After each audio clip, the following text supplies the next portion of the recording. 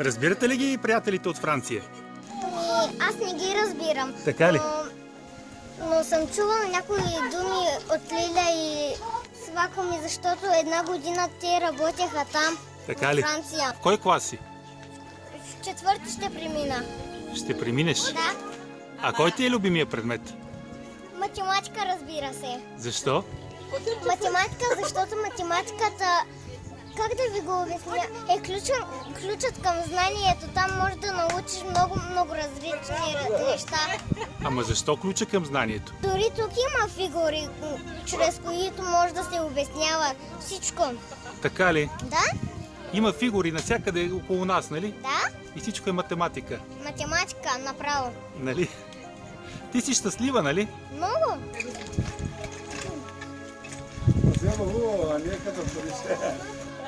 Добре, а в твоето село харесва ли ти? Много.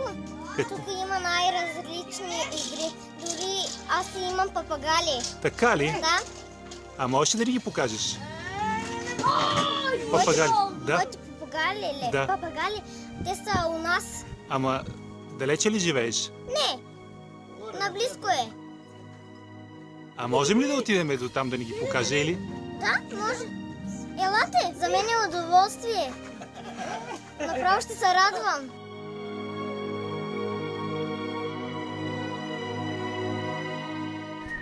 Кажи ми сега, какво? Свиркаш ли? Да? Ама чуват ли те, разбират ли какво им говориш по този начин, а? Имаш ли представа? Аз не знам, но продавачът, който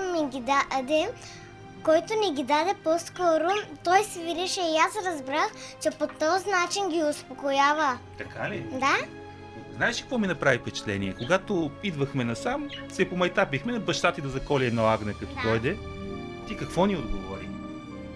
Ами, отговорих ви, че не може, защото агнето ще страда. Ама защо си такава сърдечна? Това е много хубаво. Ами, по рождение съм такава.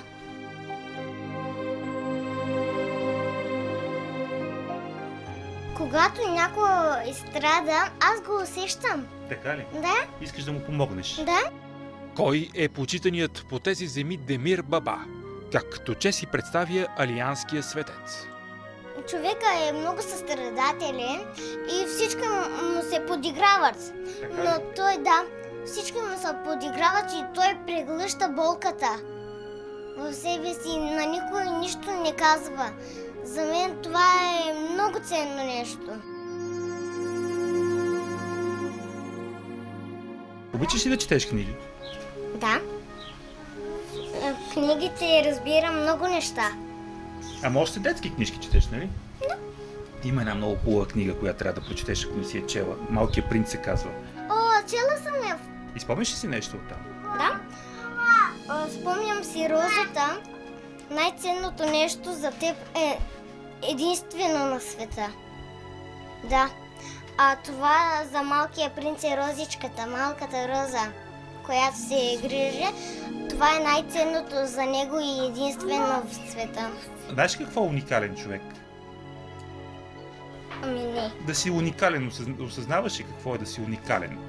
Това означава да си по някакъв собствен начин единствен и ценен и важен и другите да не могат това, което ти можеш.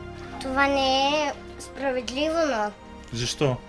Защото всеки мисли само за себе си, а трябва и за другите да мислиш. Значи не е толкова важно да сме уникални, а да си приличаме един на друг, така ли? Да.